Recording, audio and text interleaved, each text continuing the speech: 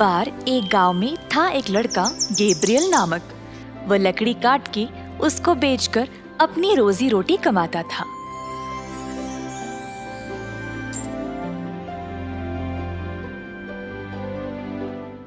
एक दिन अपना काम खत्म करके जब वह घर को निकला, उसको रास्ते में मिल गया उसका दोस्त नोआ। उसने देखा कि नोआ कोई गहरी सोच में था। हे नोआ, किस बारे में इतना सोच रहे हो?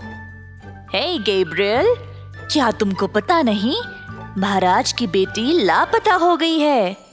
क्या? पर ये हुआ कैसे? राजकुमारी कहीं दूर अपने दोस्तों के साथ घूमने गई थी और अचानक से गायब हो गई। महाराजा भी अपनी बेटी की याद में बहुत बीमार पड़ गए हैं।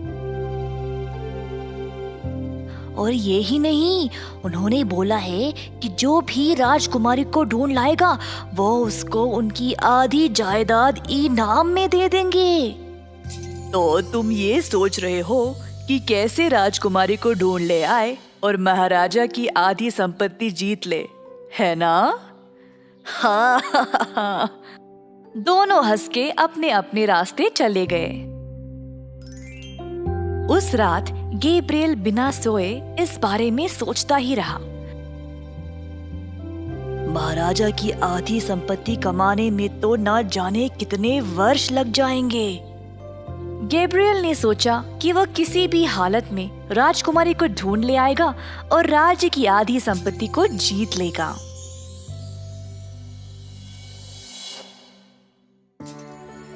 अगले दिन गैब्रियल राजकुमारी को ढूंढने के लिए निकला। इसी तरह कई दिन बीत गए पर उसको राजकुमारी नहीं मिली। गैब्रियल अब थक गया और परेशान हो गया, पर वह खुद को राज्य की संपत्ति के बारे में याद दिलाकर अपनी खोज को जारी रखा।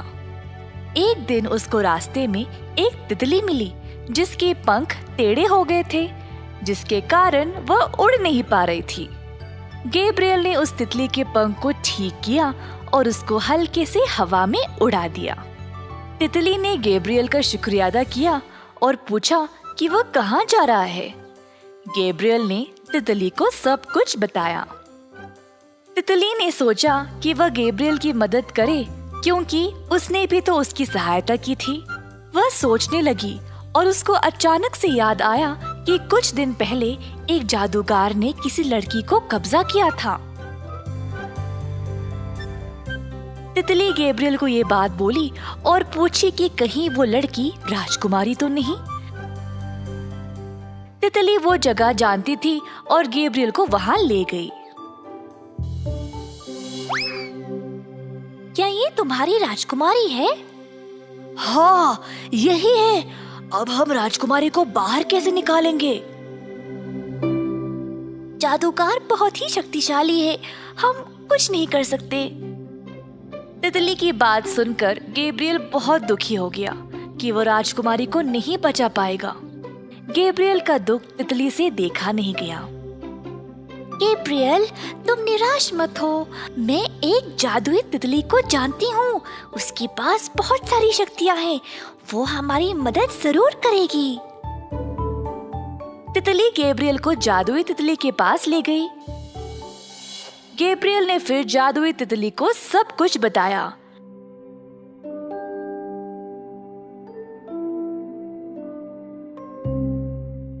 पर उसने उसकी मदद करने से मना कर दिया। गैब्रियल फिर से दुखी हो गया। तितली फिर बोल उठी कि गैब्रियल ने उसको बचाया था जब वह उड़ नहीं पा रही थी और वह एक अच्छा इंसान है, तो उनको कैसे भी गैब्रियल की मदद करनी चाहिए। ठीक है, तुम दोनों यही रुको, मैं जाकर राजकुमारी को ले आऊंगी।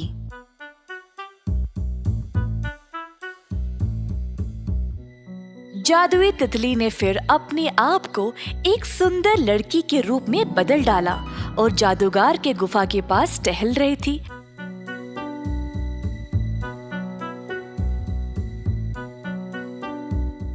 ताकि वो उसको देख ले। योजना के अनुसार जादूगर ने सुंदर लड़की को देखा और तुरंत अपनी शक्तियों का उपयोग करके उसको पकड़ लिया। उसने फिर लड़की को वहीं पे ले गया जहां पर उसने राजकुमारी को बंद रखा था।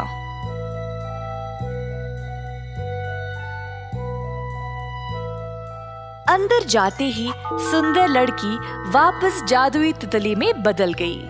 ये देखकर राजकुमारी आश्चर्यचकित रह गई। तुम तो लड़की हो ना, तितली में कैसे बदल गई? मैं किसी भी रूप में बदल सकती हूँ, ये मेरी शक्ति है।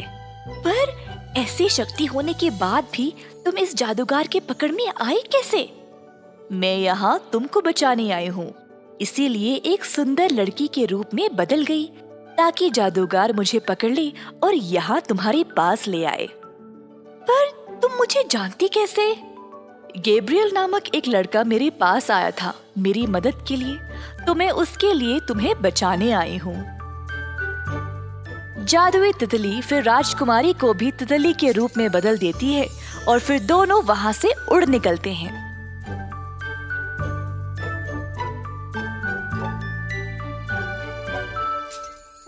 गैब्रियल के पास पहुंचते ही राजकुमारी वापस अपने असली रूप में आ गई। गैब्रियल ने फिर जादुई तितली को उसकी मदद के लिए धन्यवाद किया। छोटी तितली भी जादुई तितली का धन्यवाद करके वहां से निकल गई। जल्द गैब्रियल राजकुमारी को वापस महाराजा के पास ले आया। अपनी बेटी को देखकर महाराज झूम उठा। अपने वादे के अनुसार महाराजा ने फिर गैब्रियल को अपनी आधी जायदाद सौंप दी। महाराजा ने सबके सामने इस बारे में ऐलान किया और सबको गैब्रियल के बारे में बताया। अंत में गैब्रियल ने अपनी जीती हुई संपत्ति के साथ खुशी खुशी जीवन बिताया और खुद को अच्छा नाम कमाया।